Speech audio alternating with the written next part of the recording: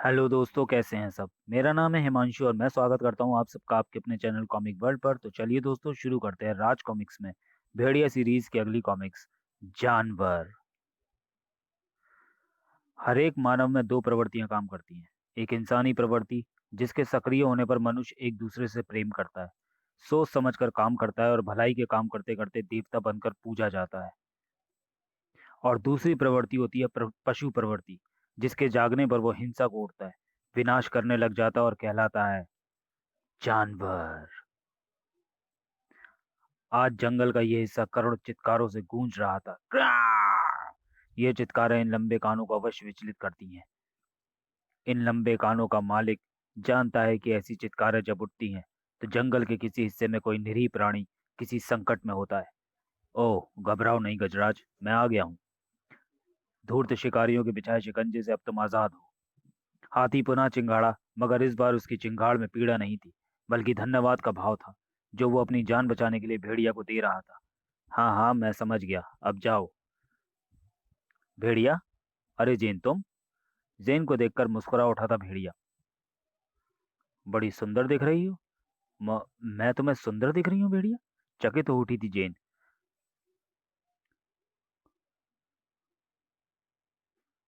मैं तो तुम्हारी घोड़ी से बात कर रहा था। क्या? अरे तुम तो नाराज हो गई। मैं सचमुच तुम्हारे लिए ही कह रहा था जेन। वाकई घुड़सवारी करते हुए तुम क्या खूब लगती हो, बड़ी सुंदर दिखती हो। ये तुम क्या कह रहे हो भेड़िया? भेड़िया को और देखती जेन की आंखें विस्फारित अंदाज में फैल रही थी। क्यों? क्या मैं तुम्हारी सुंदरता की तारीफ नहीं कर सकता?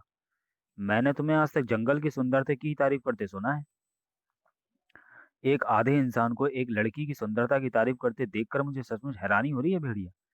क्या तुम्हारे अंदर के आधे जानवर ने उस आधे इंसान को यह काम करने से रोका नहीं? अगर नहीं रोका तो उस वक्त क्यों रोक दिया था, जब मैं कंकोरा कबीले के बसंत उत्सव में तुम्हें वरमाला पहनाने जा रही थी? तुम गलत कह रही हो जिन। उस वक्त भी मेरे आधे जानवर ने नहीं, बल्कि मेरे आधे इंसान ने ही मुझे उस संयोग को पलट देने को प्रेरित किया था। तुम मुझ जैसे एक कुरूप व जल्लाद के गले में वरमाला डालो, ये मुझे मंजूर न हुआ था। और आज भी मेरे अंदर का वही आधा इंसान मुझे उस भूल के प्रायश्चित के लिए उकसा रहा है। वो कह रहा है जेन, कि मेरे अंदर के जिस आधे इंसान पर तुम्हारा हक है, वो तुम्हें मिलना ही चाहिए। प्यार व आत्मविश्वास से भरे उन शब्दों को सुनकर जेन भाव विभोर होकर लता की तरह भेड़िया से लिपट गई। ओह भेड़िया, तुम्हारे मुंह से ये शब्द सुनकर ऐसा लग रहा है जैसे सारे संसार की खुशियां आज मेरे कदम चूम रही हूँ। उसी क्षण मानो दोनों की तंद्रा बुरी तरह से भंग हुई। ओह ये क्या! अपने ऊपर गिरी डाली की चोट से तमतमाए भेड़िया को सामने नजर आया वही हाथी, जिसे उसने कुछ देर पहले ट्रैप से छुड़ाया था। शैतान, तो ये हरकत तेरी है? उस वक्त हाथी का सूंड उठाना भेड़िया के क्रोध में जैसे आग में घी का काम कर रहा था। दुष्ट हाथी! भेड़िया तुझे तेरी इस भ्रष्टता का फल चखा कर रहेगा। भेड़िया का तन बदन उस वक्त क्रोध से थर थर कांप रहा था। मुझसे भूल हुई जो मैंने तुझे बेरहम शिकारियों के शिकंजे से छुड़ाया था। आंख पर हुए भेड़िया के उस प्रहार से बुरी तरह से चित्कार उठा थी, मगर भेड़िया का क्रोध तो जैसे सारे आसमान को चीर कर सातवें आसमान पर पहुंच गया था। दो प्रेमियों के वार्तालाप में बाधक बनने का आज तुझे ऐसा सबक दूंगा कि फिर कोई पशु ऐसा दुस्साहस नहीं करेगा। पीड़ा से छटपटा होता हाथी। जेन बुद्ध सी बनी भेड़िया के उस पागलपन को देख रही थी। भेड़िया, रुको भेड़िया का! मगर भेड़िया के हाथ नहीं रुक रहे थे। उस पर तो हाथी को जैसे खत्म कर देने का ही जुनून सवार था। खच! खत्म कर डालूंगा मैं तुझे शैतान। नृशंसता देख जेन का पूरा चेहरा विषाक्त हो उठा। भेड़िया, रुक जाओ, क्या हो गया तुम्हें? मैं इसे खत्म कर डालूंगा जेन, तुम बीच से हट जाओ।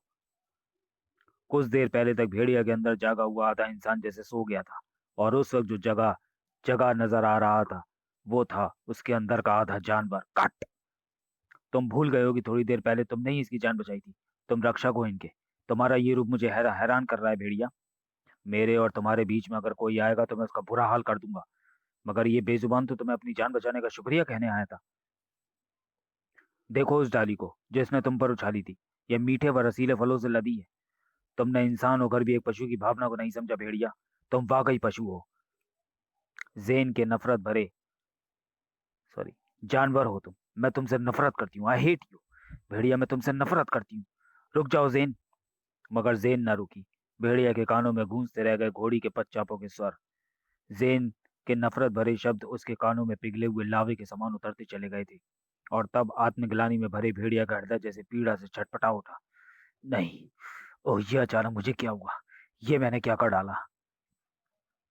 जंगल की सुरक्षा के लिए उठने वाले हाथों ने आज एक बेजुबान प्राणी को खुद ही कैसे घायल कर डाला। मुझे माफ कर दो गजराज।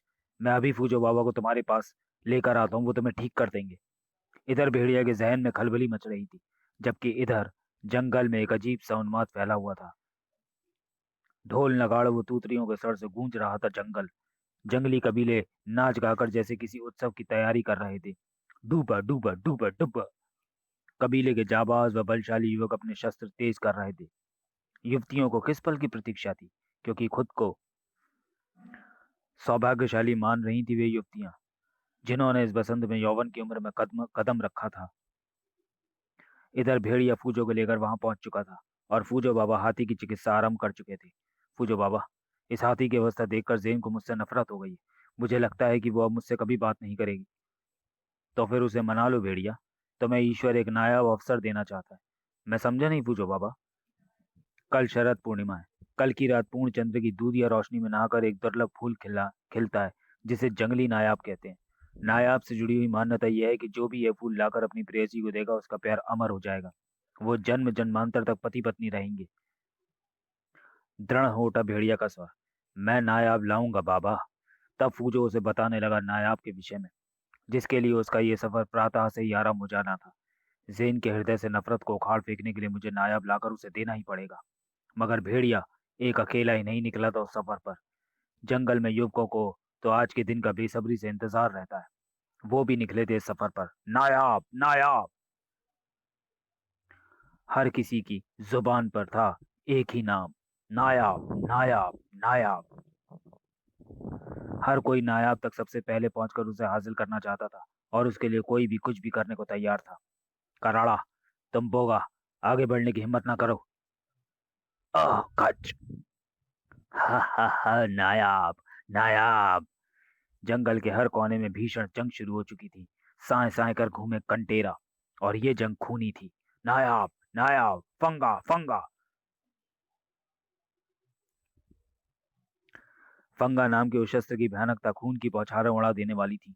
कोई आगे बढ़ने की कोशिश करेगा तो फंगा से उसका सिर ऐसे ही उड़ा दूंगा, खचाक। कम नहीं थे खुम्बाधारी भी। पीछे हट जाओ, वरना खुम्बा से जिस्म को छील डालूंगा। आह! जानवी नाम का वो शस्त्र कटे अंगों के ढेर लगा देने वाला था। खचाक।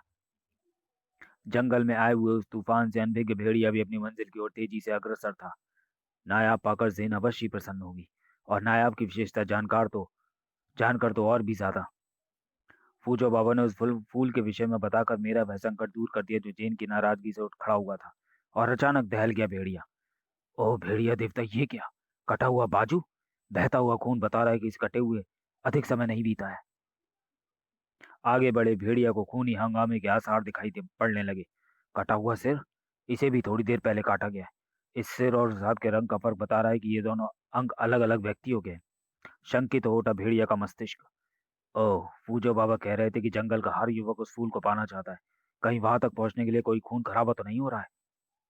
अगर ऐसा ऐसा हो रहा होगा तो अकारण हो रहा होगा, क्योंकि इस बार नायाब सिर्फ मेरे लिए खेलेगा। मुझे एक दुर्गम मगर छोटे रास्ते से नायाब तक उन सबसे पहले पहुंचना होगा। मगर सबसे पहले वहां पहुंचे शत्रुमुर्गों पर सवार काची पीचा कबीले के जंगली युवक, जो मुंह से आग उगलते हैं। उस टापू पर है वो पौधा जिस पर खिलता है नायाब, और जिसे इस बार लेकर जाएगा चोमा। नायाब को कोला लेकर जाएगा चोमा। जबरदस्त टकराव होने वाला था। नायाब को पाने के लिए लड़ते मरते वहां पहुंचे हशा कबीले के खूंखार जंगली भी। नायाब मेरा है, नायाब मेरा है, चीख उठा चोमा। रुक जा कोला, पहले हम उन फंगासियों से निपट लें। नायाब मेरा है, नायाब मेरा है। भयंकर हुंकारे भरते आ पहुंचे थे बका कबीले के भी जंगली। धरती आकाश को हिला देने वाला भयानक शोर मचा, और आ पहुंचे तेंदुल कबीले के जाबाज। ठहरो, नायाब को कोई ना छुए। नरभक्षी कबीले के खूंखार जंगली अब कहाँ दूर थे। नायाब थम्बूका। और अब इन सब के सामने था एक ही मकसद, नायाब तक पहुंचना। और सभी दल एकत्र हो गए दूसरे शत्रु दलों से टकराने के लिए। भयानक मारकाट मच गई। इतिहास गवाह था उस जमीन का कि प्रत्येक 12 साल बाद इस धरती की प्यास भड़क उठती है, जो खून से ही बुझती है। क्रंच स्क्रिंच। और खून का वहां हर कोई प्यासा था। उस प्रलंकारी शोर को भेदती वहां उसी पल गूंज उठी वो गगन भेदी दहाड़। रुक जाओ, बंद करो ये खून खराबा। ज्वालामुखी के मुंह से उगले लावे की तरह धधकता उस घमासान के बीच आ पहुंचा भेड़िया। भेड़िया देवता, भेड़िया, व्यर्थ ही कर रहे हो तुम ये खून खराबा। तुम्हारे खून में डूबे हुए शस्त्र और जानवरों से हिंसक चेहरे देखकर कौन कहेगा कि तुम्हें उस प्रेम का मतलब पता है जिसे अमर बनाने के लिए तुम में से हर किसी को नायाब चाहिए। तीव्र शोर उठा जिसका सीधा सीधा एक ही मतलब था, हम सब लोगों को ही नायाब चाहिए। तो इसका फैसला जंग ही कर सकती है, प्रेम से इसे प्राप्त नहीं किया जा सकता भेड़िया। किया जा सकता है, देखो, मैं करके दिखाऊंगा। तुम सब लोगों को प्यार से मानना ही होगा, क्योंकि इस बार नायब सिर्फ मेरे लिए खेलेगा, यानी तुम्हारे भेड़िया देवता को इसकी जरूरत है। यह भीषण मारकाट बंद करो, खून खराबे से कुछ होने वाला नहीं है। जैसे आए हो वैसे लौट जाओ। तुम कहो तो मैं बुलाऊं भेड़िया देवता की गदा। भेड़िया की चेतावनी का असर विक्स वैपोरव की तरह इन जंगलियों पर फौरन ही दिखाई पड़ा जो भेड़ियों को देवता मानते थे। भेड़िया देवता ठीक कहते हैं, चलो वापस चलें। जबकि भेड़िया पलट गया था नदी की ओर। अब मैं नायाब लेने जाता हूँ। पर भेड़िया को नायब को लाना जितना आसान सोचा था ये उतना आसान साबित नहीं हुआ। साय साय, ओह ये क्या। भेड़िया फुर्ती के साथ पलटा ही था कि फर्र। भेड़िया जंग ही समाप्त करेगी कि नायाब कौन लेगा। कुछ भी हो जाए भेड़िया, नायाब हम तुम्हें नहीं ले जाने देंगे। जंगली घातक ब्लेड भेड़िया पर मौत बनकर झपट पड़े। सर साय साय। पंगा में गर्दन एक बार फंसने का सीधा सा मतलब मौत ही होता है। उनके एक के बाद एक हुए हमलों ने भेड़िया के सामने उसकी अपनी स्थिति भी स्पष्ट कर दी। ये सारे फिलहाल मुझे रोकने के लिए एक हो गए हैं, क्योंकि ये समझते हैं कि ये अलग अलग मुझसे नहीं जीत पाएंगे, जबकि मैं जानता हूं कि ये सब एक होकर भी मुझसे नहीं जीत पाएंगे। था भेड़िया की पूंछ रोकने लगी उन्हें आक्रमण करने से। ताक! मैं तुम्हें चेतावनी दे रहा हूँ, अब भी समय है, तुम वापस लौट जाओ। मगर उस भयानक शोर में भेड़िया की आवाज न कारखाने में तूती की आवाज साबित हुई। थक उफ। भेड़िया का क्रोध उस आग की तरह ही भड़कने लगा। अब भेड़िया को खुद को रोके रखना मुश्किल होने वाला था। भेड़िया ने दिखाया उन्हें अपना शक्तिशाली रौद्र रूप। सुप।